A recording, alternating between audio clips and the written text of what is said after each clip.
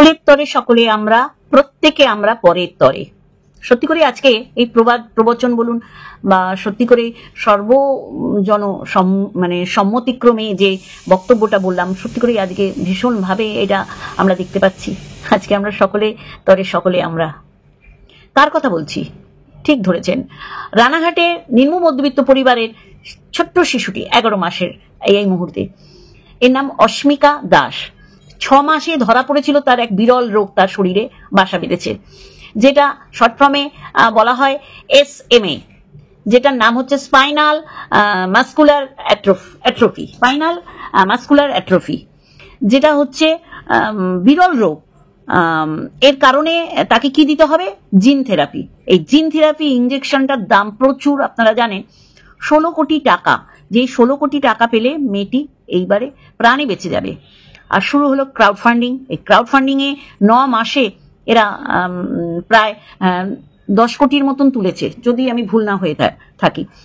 আর ক্যালিফোর্নিয়ার ওষুধ প্রস্তুতকারক সংস্থা এই জিন থেরাপি ইঞ্জেকশনটা পাঠিয়েছে ভারতে। জিএসটি লাঘব হয়েছে, আমাদের রাজ্য সরকার সেই জিএসটি লাঘব করেছে এবং সেটি পেয়ারলেস হসপিটালে তাকে গত বুধবার গতকাল তাকে এই ইঞ্জেকশনটা পুশ করা হয়।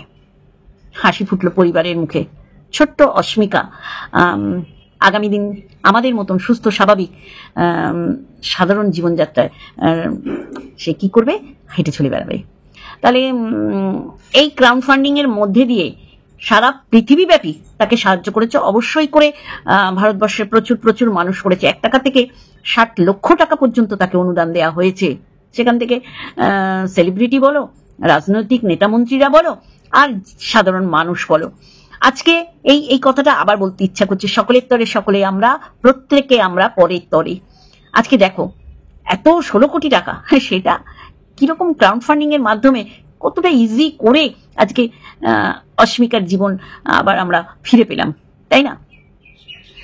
এখনো আমাদের রাজ্যে বা ভারতবর্ষে এরকম 2 জনের এরকম বিরল রোগ ধরা পড়েছে, কিন্তু আমরা অস্মিকার এইটাকে ভাইরাল হয়েছে কারণ প্রচুর মানুষ ভীষণভাবে ডাকে সাড়া দিয়েছে, স্বতঃস্ফূর্তভাবে অনুদান দিয়েছে। দেখা যাক আগামী দিন, তার সুস্থতা কামনা করি, সে তার স্বাভাবিক জীবনে ফিরে আসুক, এই বলে আজকে আমার ভিডিওটা শুরু করছি।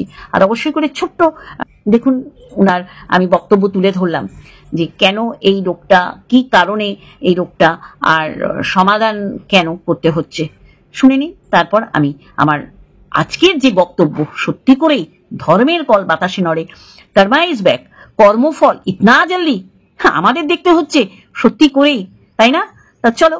এই চিকিৎসাটা হলো, এটা জিন থেরাপি বলা হয়। মানে এটা আমরা একটা জেনেটিক ডিসঅর্ডারের জন্য যে জিনটা ডিফেক্টিভ, সেই জিনটা টার্গেট করা হলো। তার মানে SMA তে যেটা হয়, SMN জিন যেটা ডিফেক্টিভ হয়, সেখান থেকে যে প্রোটিনটা তৈরি হওয়ার কথা সে তৈরি হয় না। জিন থেরাপি কি করছে? এই বাচ্চাদের শরীরে ঢুকে গিয়ে, প্রত্যেকটা রক্তকোষের মধ্যে ঢুকে গিয়ে, সেলসের মধ্যে ঢুকে গিয়ে এই জিনটাকে রেপ্লিকেট করে চেষ্টা করে এই প্রোটিনটা তৈরি করছে। আর এই ঢোকানো হচ্ছে একটা ইনঅ্যাক্টিভেটেড অ্যাডিনোভাইরাসের মধ্যে দিয়ে এই জিনটা সারা শরীরে পৌঁছে দিতে হয়। দেখলেন? তাহলে শুরু করব। শুরু করার আগে ইন্ট্রো। হ্যালো বন্ধুরা, কেমন আছো? আশা করি তোমরা ভালো এবং সুস্থ আছো। আমিও বেশ ভালো আছি। আপনারা দেখেছেন ক্যাতাকে রোজ বলতে হতো, দেখো আমি একা, দেখো আমার জন্য একটুখানি ভাত করলাম, দেখো আমার জন্য একটুখানি চিকেন পকোড়া করলাম, দেখো আমার জন্য আমি মোমো আনলাম, দেখো আমার জন্য চাউমিন আনলাম। চাউমিন সে 3 জন খাওয়ার মতন চাউমিন, ও নাকি একা খাবে।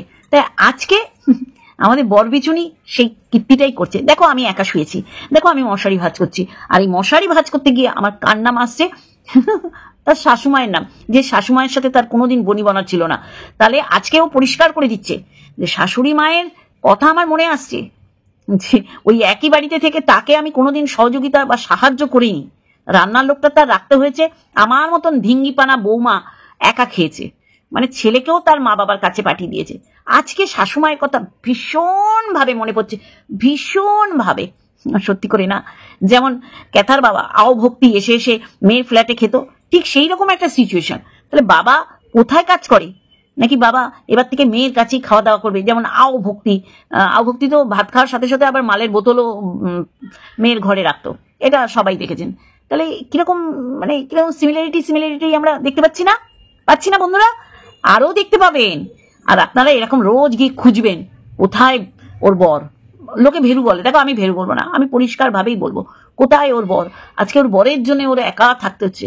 সত্যি করে এই 36-37 বছর বয়সে এসে ওর দেখাতে হচ্ছে যে 12 বছর মানে মাটি কামড়ে পড়ে আমি সংসার করেছি, কিন্তু আমি অন্যের সংসার ভাঙাতে উৎসাহিত করেছি সেই লেভেলে। ক্যাতাকে বলো আর মন্দিরাকে বলো, এখন তো সোমনাথ ওকে হাড়ে হাড়ে চিনেছে। সোমনাথ এখন বুঝিয়ে দিচ্ছে যে কোনো অশান্তি না, ও নটঙ্কি করছে, আর এইগুলো বড় প্রমাণ। আর ও কি বলছে, কারোর ভিডিও দেখো না, কারণ কেউ আমার সমর্থনে ভিডিও করছে না। ওর তো এটাই বিফলতা, অসফলতা, ওর ব্যর্থতা যে একটা ক্রিয়েটার ওকে নিয়ে ভিডিও করছে না। হ্যাঁ, রুনা একটুখানি একটা অন্য কিছু খেলতে গিয়েছিল, রুনাকে সপাটে জবাব দিয়ে দিয়েছে। না, সেখান থেকে ওর প্রতিবেশী মিঠুও বাদ যায় না, যার বাড়িতে ও পোষ্য রাখতো। ও জানে যে পোষ্য রাখতাম বলেই ওর ভিডিওগুলো আমি কমিউনিটিতে দিতাম।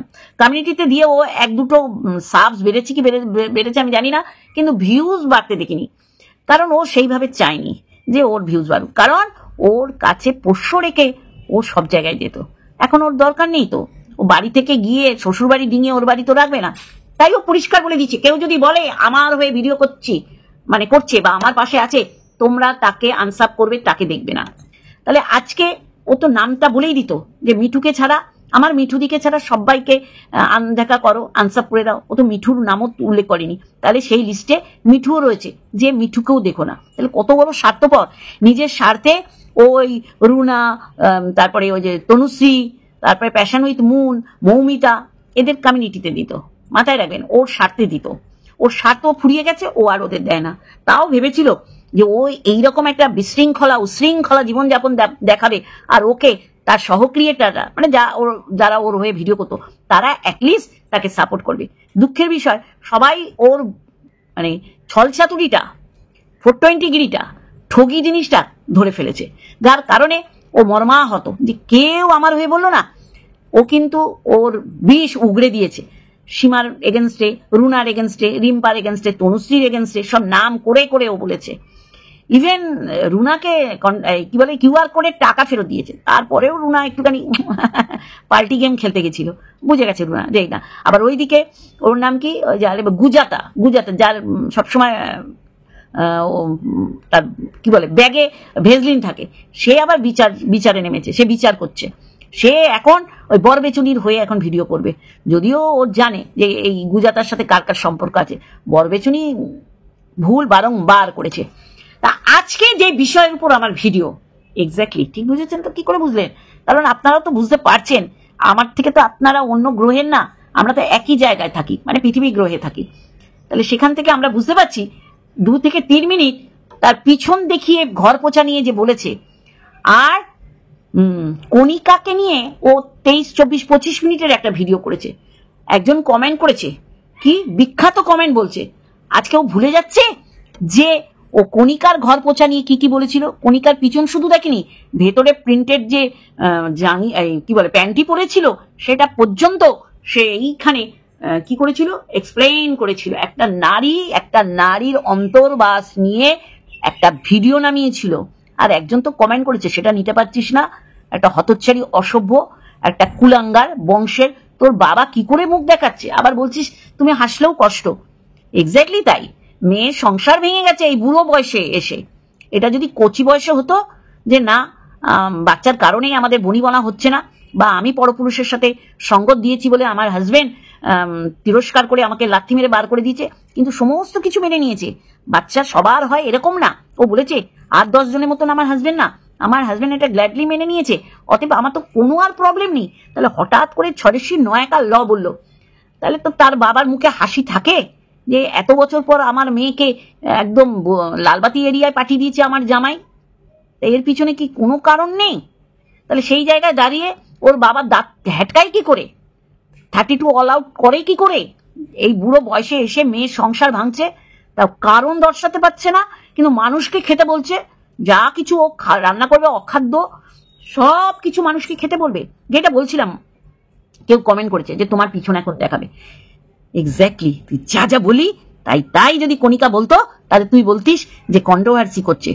আজকে কণিকার উত্তরটা তোর মুখ দিয়েই বেরোলো যে পুছলে তো পিছনটাই মানুষে দেখবে, আর পিছনের সাথে তো আশেপাশেও দেখে। কিন্তু দেখ, তুই কণিকার বেলায় পিছনটাই দেখেছিলি, এবং ভেতরে কোন প্রিন্টেড প্যান্টি পরেছিল সেটা বলেছিলি, এবং প্যান্টি দিদা না প্যান্টি বৌদি বলেও ডাকতে আরম্ভ করেছিলি। তাহলে দেখ, ভগবান আছে বল, ভগবান আছে না? তো লোকনাথ বাবা এর কথাই বলছি, লোকনাথ বাবা আছে বলে তোকে দেখ, বেশি বছর লাগলো না, তোর অ্যান্সার তোকে ফিরিয়ে দিল। তুই কণিকার পিছন ফিরে ঘর পোছাটাকে নিয়ে 23-25 মিনিটের ভিডিও করেছিলি, আর একজন শুধু একটা কমেন্ট, তার উপর 3 মিনিটের কপচালি। কিরকম লাগছে না? তুই ভুলে গেছিস কণিকাকে তুই বলেছিলি যে দেখো ও ঘর পুচ্ছে, তার থেকে বেশি ও ভেতরের প্যান্টি দেখাচ্ছে। একটা নারীর অন্তর্বাস নিয়ে কথা বলেছিলি 23-25 মিনিটের ভিডিও করে। তাহলে তোকে কি সমাজে মান্যতা দেওয়া উচিত?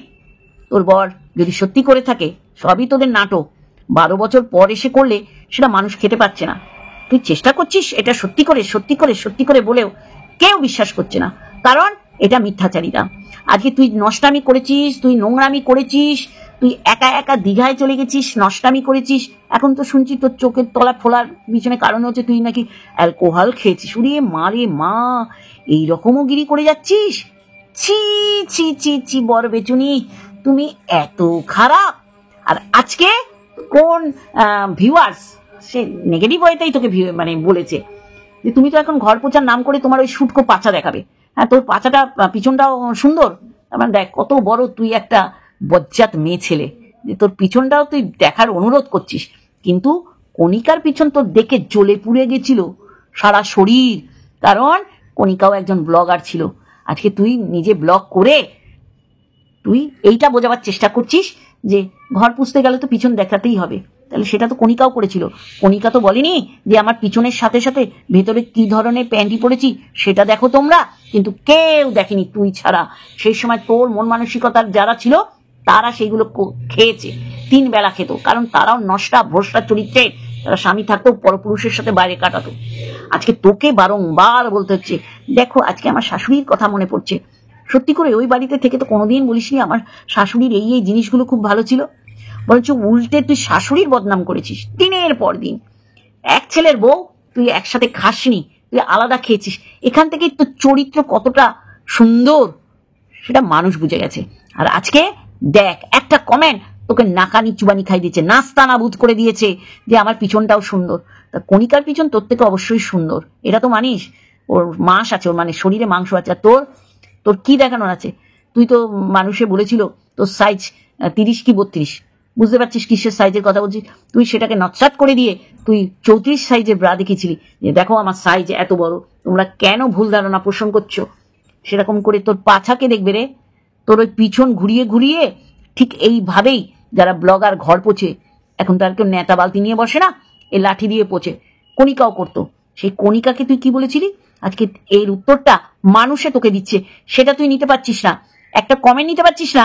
কিন্তু কণিকার ঘর পোছার উপর তুই 22, 23, 25 মিনিটের ভিডিও নামিয়ে দিয়েছিলি শুধুমাত্র কণিকাকে দুশ্চরিত্রা বানানোর জন্য। আজকে তুই জল জ্যান্ত দুশ্চরিত্রা। তোর বাবা তোকে সহযোগিতা করছে, কারণ জানে যে আমার মেয়ে আমাকে বলেছে প্রচুর টাকা পাবে, ওই বাড়িতে নীল পর্দার সামনে বসে সেই ভিউজ সেই টাকা কামাতে পারবে না। আজকে যা যা তুই কণিকাকে বলেছিস তাই তোর সাথে ঘটবে। তুই একা আছিস কি দোকা আছে, কে দেখতে যাচ্ছে? যৌবনের এডিট করার জন্য ফ্ল্যাট ভাড়াও নিতে পারিস। কণিকা যদি পাশের ঘরে করতে পারে, তাহলে তুই এত দূর এসে করতেই পারিস। এত বুড়ি বয়সে এসে সংসার ভাঙছে বলে চিৎকার করলে মানুষ বিশ্বাস করবে না। ঠিক ক্যাথার মতন বন্ধুরা, আমি একা আছি, এই দেখো একা শুয়েছি, এই দেখো একা উঠেছি, আবার বলবো তোমাদের আমার ঘুমালেই শরীর ঠিক হয়ে যাবে। তোর বুকের মধ্যেটা হাহা করছে, তুই বলছিস তুই মিথ্যাবাদী, তুই মিথ্যাচারিতা করছিস, তুই নষ্টামো করছিস, তুই কুলাঙ্গারগিরি করছিস, তুই ঠগি, তুই 420, তুই মানুষের ইমোশন নিয়ে খেলা করছিস। আবার মৌসুমী মনে যদি তোরে ডাক শুনে কেউ না আসে তবে একলা চলো রে। অ্যাকচুয়ালি এর জীবনটাও এরকম। ওর বর ওকে ছি বলার সাহস দেখায় না, ছরেশি নয়াকার ল বলে দিল। ও সুখে ছিল, ওকে ভূতই কিলিয়েছে। ওর ভিউজ কামানোর পথ এইভাবে না করলে ও জানে ওর ভিউজ কেউ দেখতে আসবে না। সেই জায়গা থেকে ও এই রকম একটা ডিসিশন নিয়েছে, আর সেইটা মানুষকে খেতে বলছে। মানুষ খাবে কেন? একটা দুটো মানুষ তোর হয়ে ভিডিও করলেও বোঝাতে পারতিস যে দেখো এরা আমার দুঃখ, আমার কষ্ট, আমার ইমোশন, আমার বেরিয়ে আসার পিছনে যে দুঃখভরি কাহানি আছে এটা বিশ্বাস করেছে। কিন্তু দেখ তোর দুর্ভাগ্য, তোকে ভিডিও করে রোজ একবার করে বলতে হচ্ছে কেউ আমার পাশে নেই। কেউ যদি বলে থাকে আমি ওর পাশে আছি, ভাববে ও আমার পাশে নেই, তোমরা ভিউজ দিও না, তোমরা আনসাব করো। সেই দলে মিঠুও আছে, কারণ ও জানে আমার পোষ্য আর তার বাড়িতে রাখার কোনো দরকার নেই। আজকে ও সেই দিন ভিডিও করে সেই দিন ওর বাড়িতে গিয়ে বলেছিল, আর যা বলেছিল সেটা মানুষ শুনেছে, যে ওর বাড়ি এত নোংরা যে ওর বাড়ির নোংরার জন্যে ওর পোষ্যের গায়ে পোকা হয়েছিল, আর সেইটা সত্যি করে রিয়াক্ট করে ফেলেছিল বলে ও গিয়ে একেবারে সেই মাখন মাখানোর মতন করে ভিডিও করেছিল। আমাদের কাছে পরিষ্কার বন্ধুরা, ও কি বলতে পারে, কি করতে পারে আমরা সবাই জানি। ও আজকে ওর শ্বশুর বাড়িকে বিক্রি করে দিচ্ছে জাস্ট ভিউজ কামানোর জন্যে। 12 বছরের সংসার ও একা একা ঘুমিয়ে কাটিয়ে দিচ্ছে, 3 বেলা ঘুমাচ্ছে, আর ও যখন ক্যামেরার সামনে আসছে তখন ওর সমস্ত দুঃখ উজাড় করে বার করে আমাদের পরিবেশন করছে। আর কি বলছে, আমার আয়নায় বেশিক্ষণ দাঁড়াতে পারছি না। মানুষের আয়নায় কেন দাঁড়াবে রে? যেটুকানি দরকার সেইটুকানি আয়নার সামনে কাজ করে বেরিয়ে আসবে। তুই যা নাটকী, তুই যা রঙ্গমঞ্চ পেয়ে তুই এইখানে পরিবেশন করছিস, তোর নাটিকা কেউ খাবে না। ধর্মের কল দেখ কিরকম বাতাসে হচ্ছে। আজকে বাপের সাথে তোর খেতে হচ্ছে পুরো ক্যাটা, যা যা করেছে ওর বাপ। ভক্তি মেয়ের ঘরে এসে খেয়ে যেত, রান্না করা জিনিস নিজেও রান্না করতো, আবার মদের বোতল এনেও মদও গিলতো। আজকে কিরকম মিল খুঁজে পাচ্ছি না। হ্যাঁ, মেয়ের সংসার ভেঙেছে, বাপ দাঁত কেলিয়ে মেয়ের সাথে বসে বসে খাচ্ছে। কিরকম মা বাবা এরা? হ্যাঁ, মা বাবা পাশে অবশ্যই থাকবে যখন দেখবে মেয়ের দোষ নেই। মেয়ে ভিউজের জন্য এরকম একটা নাটক রচনা করেছে, সেই নাটকে এখন তার শ্বশুর শাশুড়ির কথা তার কি মনে পড়ছে। কিন্তু বরটা পিরিয়ডের কথা মনে করতো। এই তোর প্রত্যেক মাসে বলতে হবে তোর পিরিয়ড হয়েছে, মানে এইটা বলে তুই কি বোঝাবার চেষ্টা করিস? তাহলে কি এই পিরিয়ডের পর বর এসে একটুখানি কিছু করে যাবে? তুই এইসব বলে আর নোংরামো আর করিস না। এমনিতেই তোকে নোংরায় মানুষে শুয়ে দিচ্ছে, কারণ তোর জায়গাটা ওইখানেই তোর মানে থাকা উচিত। রোজ আমার পিরিয়ড হয়েছে তো, আমার পিরিয়ড হয়েছে তো, আমার পিরিয়ড হয়েছে। প্রত্যেক মাসে পিরিয়ড যাদের হয় তারা কি এই ব্লগ চ্যানেলে এসে বলে? কিন্তু দেখ তোর কণিকাকে নগ্ন করতে হয়েছে। আজকে যা যা কণিকা দেখিয়েছে তাই তোর দেখাতে হচ্ছে। ক্যামেরাটা কি ভেতরে রেখে করে বাইরে আনবো? কণিকায় উত্তর দিতে আসেনি, কণিকার উত্তর আজকে তুই দিয়ে দিচ্ছিস। কিন্তু কণিকাকে নগ্ন করার সময় তখন তোর মানে জিভ lock lock lock lock lock lock করছিল। আর কিছু ভিউয়ার্স আছে, বেজন্মা ভিউয়ার্স তোর, তারা সমর্থন করেছিল যে হ্যাঁ, কণিকাকে 3 বেলা কেটে কেটে 3য় 4র্থ পদে রান্না করে আমাদের পরিবেশন করো। আজকে দেখ ভগবান তো আছে, বিশেষ করে লোকনাথ বাবা তো তোর প্রিয়, তাহলে সেও দেখছে। আজকে তোকে তোরই অ্যান্সার মুখে জুতোর মেরে দেখিয়ে দিল যে তোর পিছন কেউ দেখতে চায় না। ওই পিছন দেখিয়ে দেখিয়ে পোছা, তোর পিছনে কি আছে? তোর পিছন তো কোনো কাজে লাগেনি, মানুষ দেখবে কেন? কি সুন্দর তোর পিছন, সুন্দর পিছন ছিল কণিকার। সেই সুন্দর পিছন তোর মানে ভালো লাগেনি মানুষের প্রশংসা করলে, দর্শকরা বললে তোর মানে নিতে কষ্ট হতো।